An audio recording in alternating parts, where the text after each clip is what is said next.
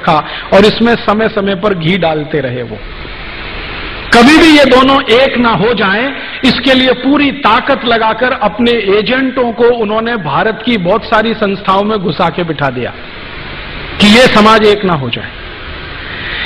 और इस तरह से बदस्तूर गाय कटती रही और हत्या होते होते करोड़ों की संख्या में पहुंच गई।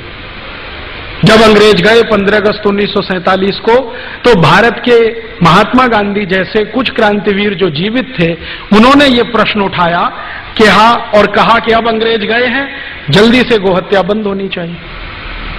तो वो गोहत्या बंद होने के लिए भारत की संसद में प्रस्ताव आया और उस प्रस्ताव को लाने वाले एक बहुत अच्छे सांसद थे, उनका नाम था महावीर त्यागी। वो कई बार संसद सभ्य बने थे, माने खासदार बने थे। सोनीपत नाम का एक क्षेत्र है हरियाणा में, वहां से वो जीत कर आते थे और किसी राजकीय पक्ष के टिकट पर नहीं, अकेले जीत कर आते थे। महावीर त्यागी जी के बारे में कहा जाता है कि जब वो संसद में खड़े होकर भाषण दिया करते थे तो पंडित जवाहरलाल नेहरू सारे काम छोड़कर उनका भाषण सुना करते थे, क्योंकि वो सरकार की इतनी खिंचाई करते थे तो उसका जवाब कैसे देना है संसद में, ये नेहरू जी के लिए मुश्किल हो जाता था। तो नेहरू जी सब काम छोड़कर महावीर त्यागी जी का भाषण सुनते।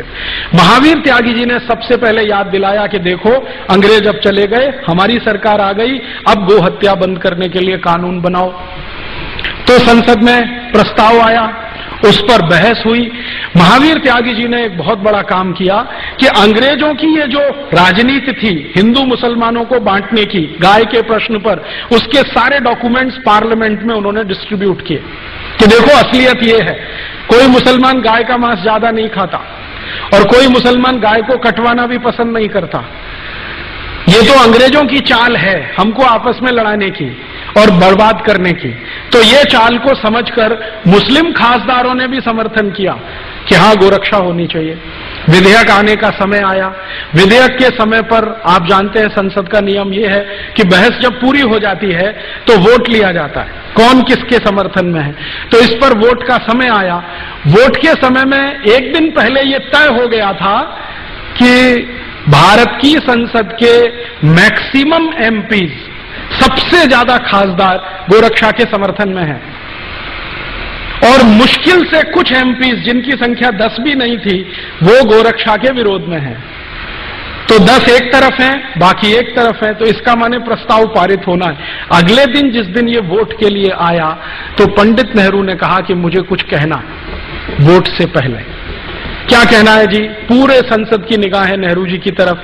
नेहरू जी ने कहा कि अगर गोरक्षा का प्रस्ताव पारित हुआ तो मैं इस्तीफा दे दूंगा।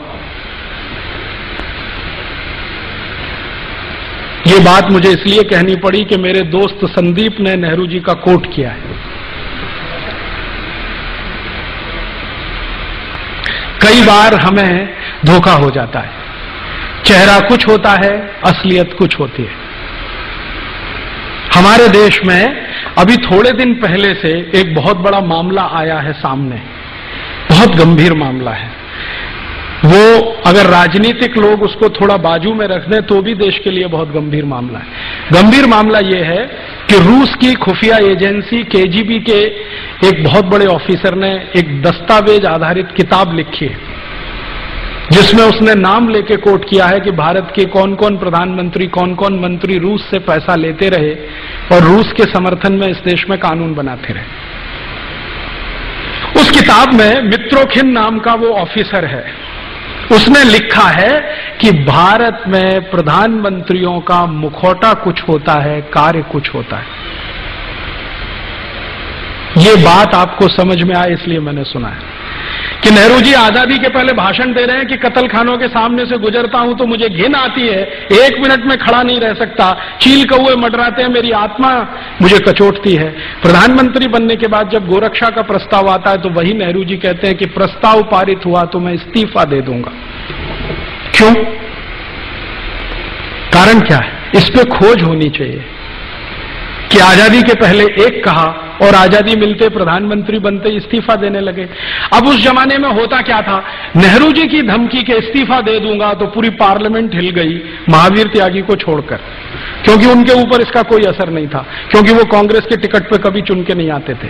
तो जो कांग्रेस के टिकट पर चुन के आने वाले खासदार थे, उनके लिए प्रश्न खड़ा हो गया, अब क्या होगा?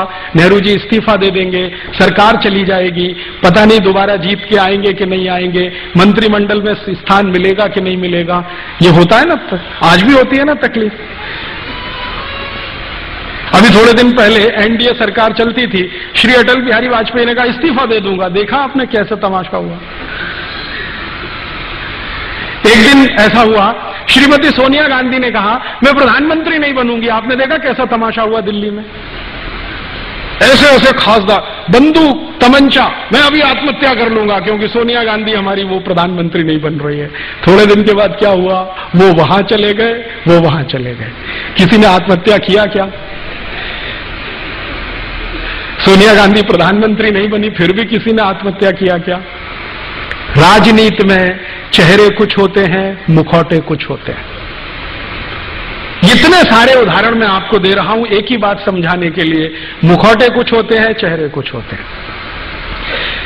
बिल्कुल जरूरी नहीं है कि कोई बात जो कह दी है उन्होंने पब्लिकली उस पर वो टिकेंगे, क्योंकि हिंदुस्तान की राजनीति का यही सबसे बड़ा दुर्गुण है। एक दिन बोलना, अरे मुझे तो गलत कोट किया है अखबार वालों ने, अखबार वाले सुना दें कि देखो तुमने बोला है, हाँ बोला है तो तुमने गलत अर्थ निकाल लिया इसका।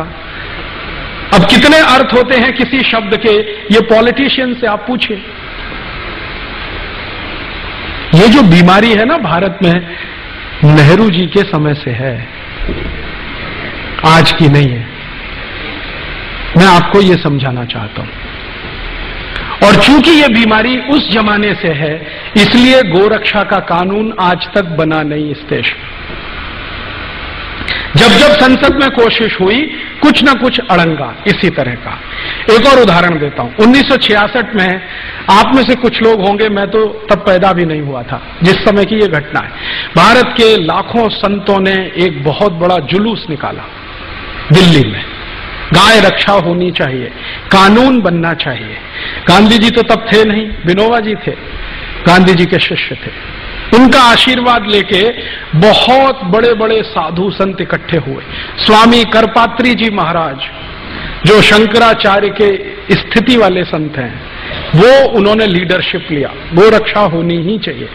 लाखों साधु संत इकट्ठे हुए और उन्होंने कहा कि हम संसद को घेर लेंगे अगर सरकार गोरक्षा का कानून पारित नहीं करती। सौभाग्य या दुर्भाग्य जो भी कहिए, स्वामी करपात्री जी महाराज के थोड़े दिन पहले के आशीर्वाद से श्रीमती इंदिरा गांधी प्रधानमंत्री बन गई थी। तो स्वामी करपात्री जी को लगता था कि इसको तो आशीर्वाद मैंने दिया है, अब ये कैसे मना करेगी मेरे काम को। स्वामी जी को मालूम नहीं था, चेहरे कुछ होते हैं, मुखौटे कुछ होते हैं। अच्छा, विनोबा जी ने भी आशीर्वाद दिया था, आपको मालूम है, श्रीमती इंदिरा गांधी को। इंदिरा गांधी जब प्रधानमंत्री बनी थी तो उनकी पॉलिटिकल पोजीशन बहुत कमजोर थी। उनके सामने जो टक्कर में थे ना, वो बहुत पावरफुल लीडर थे, निजलिंगप्पा, बहुत पावरफुल आदमी थे। पूरा दक्षिण भारत उनके समर्थन में खड़ा था और तय था कि ये प्राइम मिनिस्टर बनेंगे। निजलिंगप्पा को अड़ंगी लगाकर श्रीमती गांधी प्रधानमंत्री बनी थी। तो बहुत सारे संतों से आशीर्वाद लिया था, तो करपात्री जी ने भी दे दिया, विनोबा जी ने भी दे दिया। अब प्रधानमंत्री बनते ही याद दिलाया विनोबा जी ने, वो काम करो ना मेरा, वो हत्या बंद करने के लिए कानून लाओ। तो कहा बाबा अभी थोड़े दिन संभालने तो दो। तो बाबा ने कहा कितना दिन लगेगा संभालने में।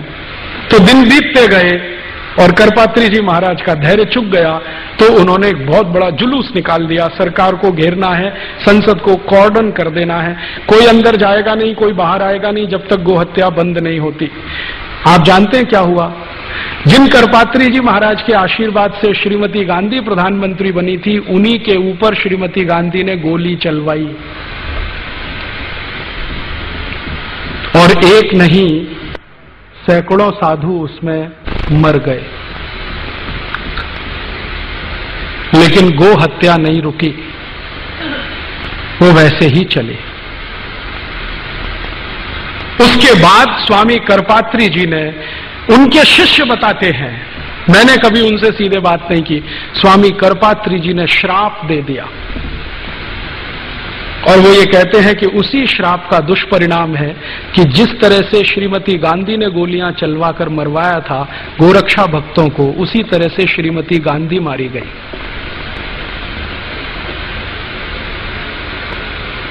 और ये अजीब संयोग है, मैंने इस पे थोड़ा काम किया तो मुझे पता चला श्रीमती गांधी ने जिस दिन ये गोली चलवाई थी उस दिन गोपाष्टमी थी। भारत में गाय के पूजन का सबसे महत्वपूर्ण दिन है गोपाष्टमी, दीपावली के कुछ दिन बाद आता है। और श्रीमती गांधी को जिस दिन गोली मारी गई वो दिन भी गोपाष्टमी थी।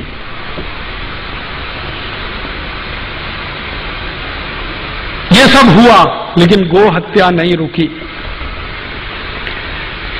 विनोबा भावे जिन्होंने आशीर्वाद दिया था श्रीमती गांधी को, वो जीवन के अंतिम दिनों में डिप्रेशन में चले गए।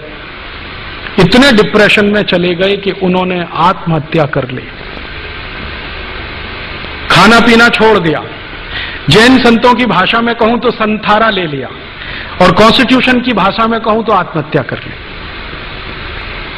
इतने डिप्रेशन में गए विनोबा जी। और विनोबा जी बार बार एक प्रश्न पूछते थे कि मैं कोई बहुत बड़ी मांग नहीं कर रहा हूं, एक छोटी सी मांग है कि गाय का कत्ल बंद करा दो, कोई बहुत बड़ी मांग नहीं है, संसद के सब सदस्य मानते हैं, मेजॉरिटी संसद इसके साथ में है। और उन्होंने कहा कि गाय का कत्ल बंद हो जाए तो ये देवनार कत्ल खाना बंद हो जाए जो मुंबई में चलता है, जिसमें 26,000 जानवर आज रोज कट रहे हैं, उस समय 11,000 कटते थे। छोटा सा प्रश्न था, नहीं हुआ और वो वहीं छूट गया। उसके बाद अभी थोड़े दिन पहले जब एनडीए सरकार आई तो बड़ी मुश्किल से एक बिल तैयार करके संसद में पेश किया गया कि गाय की हत्या तुरंत रुकनी चाहिए, कानून तुरंत बनना चाहिए। सवेरे बिल पेश किया गया, शाम को वापस ले लिया। श्रीमान अटल बिहारी वाजपेयी की सरकार ने सवेरे विधेयक पेश किया सरकार की तरफ से, शाम को वापस ले लिया, ये कहते हुए कि इस पे बाद में बहस होगी। मैं आपको ये सुनाकर क्या कहना चाहता हूं, हिंदुस्तान में गाय का कत्ल बंद हो जाए ये हमारी सद इच्छा है, लेकिन गाय का कत्ल चलता रहे उसके लिए कोई बहुत बड़ा षड्यंत्र है, वो समझना जरूरी है।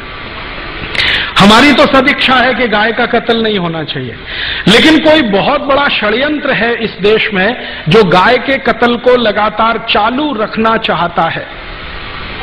जब भी संसद में इस तरह की बहस होती है कुछ न कुछ इस तरह के सवाल खड़े हो जाते हैं। एक दिन तो मैं खुद संसद की दर्शक दीर्घा में था, उस दिन बहस हो रही थी इसी गोरक्षा के प्रश्न पर। मैं गया था कि आज देखें सांसद कौन किस समर्थन में है, कौन किस पक्ष में। सारे सांसद एक बाजू में स्वर से बोल रहे हैं कि गोरक्षा होनी चाहिए। मुस्लिम सांसद जीएम बनात वाला ने कहा कि अगर बिल पास होता है तो पहला वोट मेरा, गोरक्षा के समर्थन में। उनके साथ दूसरे मुस्लिम सांसद खड़े हो गए, हमारी आपत्ति नहीं है, आप कानून बनाइए। अभी एक महिला खड़ी हो गई, उसका नाम है सुश्री ममता बनर्जी। उसने कहा गाय का मांस खाना मेरा मौलिक अधिकार है, उसका क्या होगा?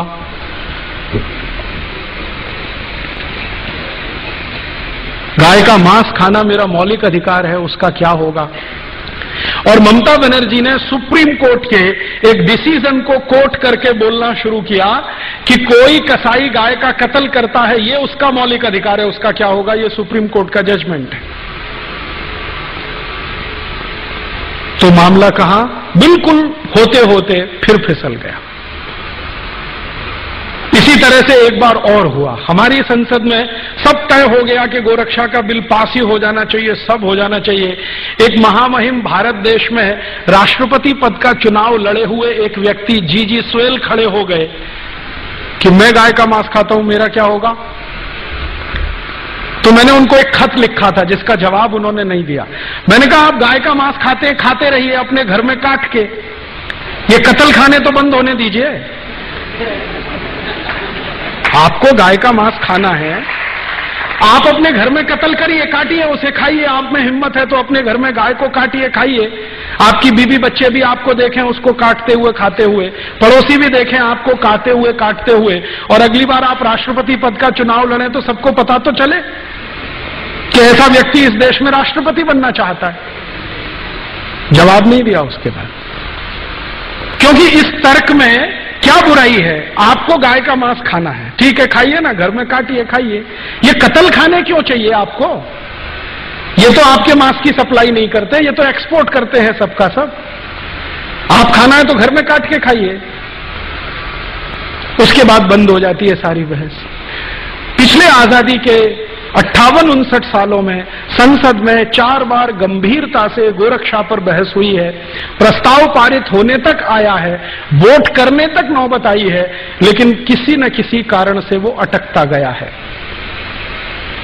कभी पंडित नेहरू के इस्तीफा देने की धमकी के कारण, कभी हमारे देश में सुश्री ममता बनर्जी जैसे खासदारों के ये कहने के कारण कि मैं गाय का मांस खाती हूं, मेरे मौलिक अधिकार का क्या होगा, कभी जीजी स्वेल के कारण, और कभी सवेरे विधेयक पेश किया और शाम को बहस करेंगे दोबारा, ये श्री अटल बिहारी वाजपेयी के बयान के कारण। हर बार ये हुआ है। मैंने इसको समझने की कोशिश की है कि आखिर गाय की रक्षा में ऐसा कौन सा प्रश्न है, या जानवरों की रक्षा में ऐसा कौन सा प्रश्न है जो भारत की संसद इसको होने नहीं देना चाहती।